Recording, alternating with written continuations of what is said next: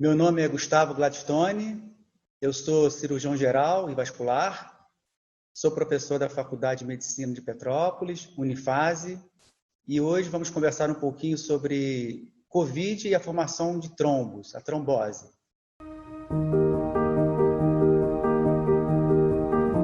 Os vasos sanguíneos nossos são divididos em artérias e veias. A trombose pode ocorrer tanto dentro das artérias quanto dentro das veias. As artérias, só para mostrar a diferença de artéria para veia, a artéria leva o nosso sangue oxigenado para nutrir os nossos tecidos. E depois que houve já o processo metabólico, esse sangue tem que retornar ao coração. Então, esse retorno é feito pelas veias.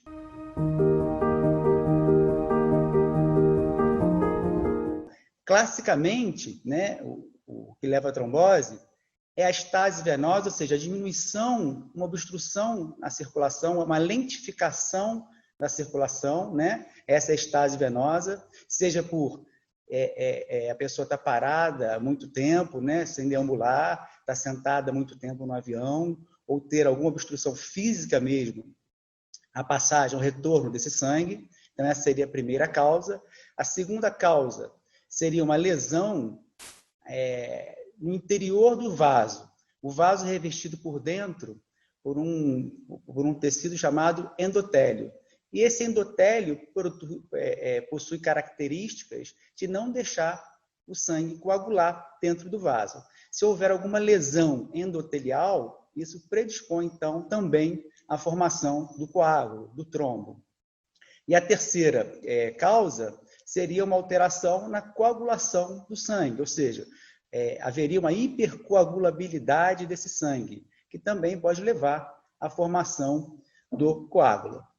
Bom, foi observado, agora com o advento da Covid-19, causada pelo vírus SARS-CoV-2, um aumento no índice de trombose nos pacientes acometidos pela doença.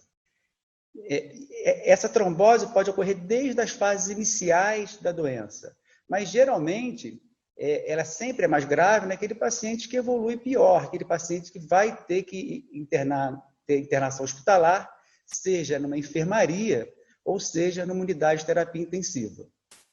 Quando esse paciente interna numa enfermaria, nós, por protocolo, fazemos o anticoagulante para ele em doses profiláticas. O que são doses profiláticas? Doses profiláticas são doses menores, pequenas doses, porque ele não está com a trombose.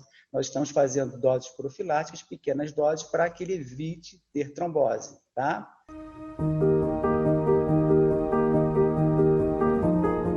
No caso dos pacientes graves que necessitam internação em UTI, como eu disse, a gente vai fazer a anticoagulação plena, né? Ou seja, em dose terapêutica desse paciente, com doses de anticoagulantes maiores, e em alguns casos nós vamos ter que fazer também uma terapia chamada fibrinolítica, principalmente quando esse paciente faz uma trombose venosa, né? Ou seja, faz um trombo na perna. Geralmente os mais comuns dos trombos são nos membros inferiores, e se esse trombo se desloca da perna e vai para o pulmão, nós temos a embolia pulmonar, que é uma situação que, dependendo do tamanho da extensão desse trombo, pode levar à morte, né? E nesses casos, quando o trombo é muito grande, muitas vezes nós temos que fazer uso da terapia fibrinolítica, que é uma substância que dissolve, né, esse coágulo que foi formado no pulmão.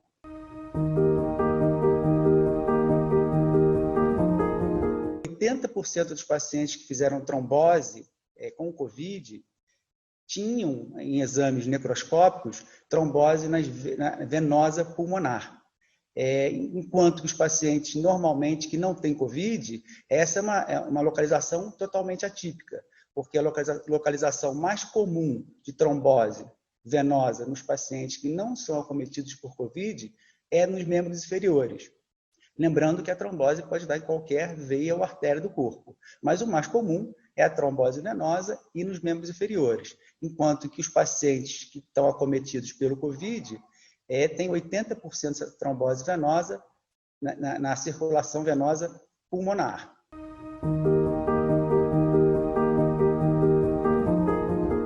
Falamos até agora da trombose venosa, mas a trombose também pode acontecer numa artéria.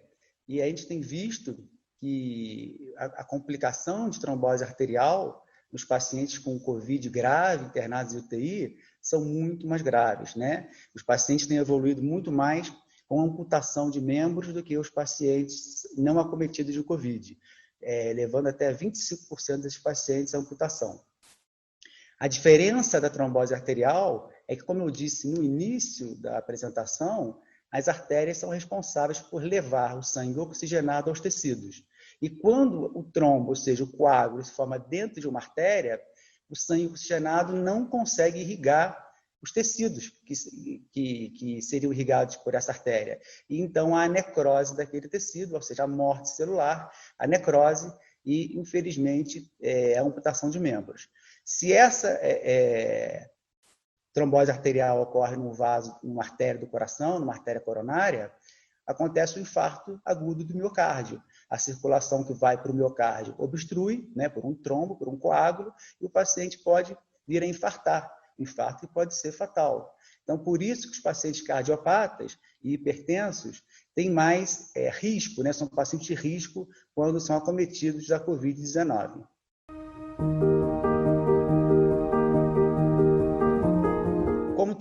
Como foi amplamente publicado há pouco tempo, um apresentador de televisão chamado Rodrigo Rodrigues teve COVID e foi acometido de uma trombose venosa cerebral.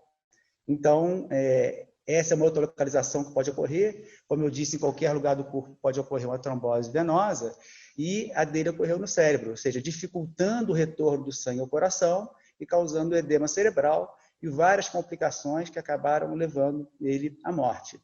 Se essa trombose cerebral acontecesse numa artéria cerebral, a região do cérebro irrigado por aquela artéria sofreria isquemia, ou seja, sofreria infarto, e também ele teria sequelas referentes àquela região lesada, né? É o famoso AVC, né? Acidente vascular cerebral, ou acidente vascular encefálico.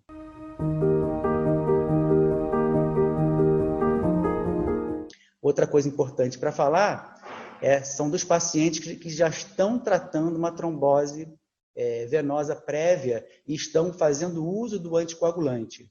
Esses pacientes devem manter o uso do anticoagulante e, se vierem a ser acometidos da COVID, devem avisar imediatamente ao seu médico assistente, porque os efeitos do anticoagulante, ou seja, o efeito que anticoagula o sangue, que faz o sangue ficar mais fino, pode ser exacerbado pelo uso de algumas medicações comuns que a gente passa para o paciente que está com COVID.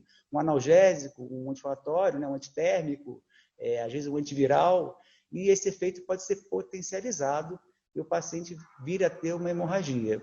Então, se tiver, mantenha o uso, avise ao médico e o médico vai acompanhar mais de perto, vai fazer exames de coagulação no intervalo mais curto.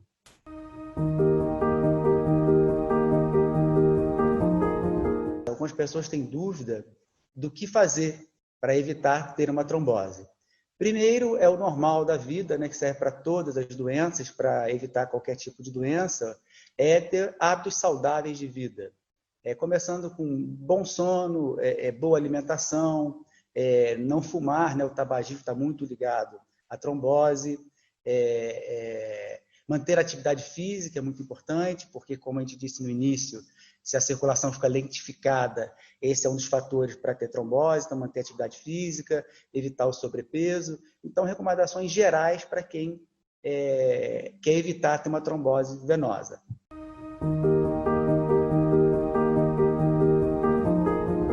Quem tem pessoas que, até pessoas próximas da família, que acham que podem tomar um anticoagulante por conta própria para evitar ter trombose, eu quero dizer aqui que isso está totalmente contraindicado, tá? Não se deve tomar nenhum tipo de anticoagulante por conta própria para evitar ter a trombose. Tudo deve ser acompanhado pelo médico. Inclusive a simples aspirina, o AS, que todo mundo acha que é super inofensivo, eu posso tomar um AS infantil, não tem indicação nenhuma no momento, não tem evidências científicas de que isso, de alguma forma, vai beneficiar o paciente.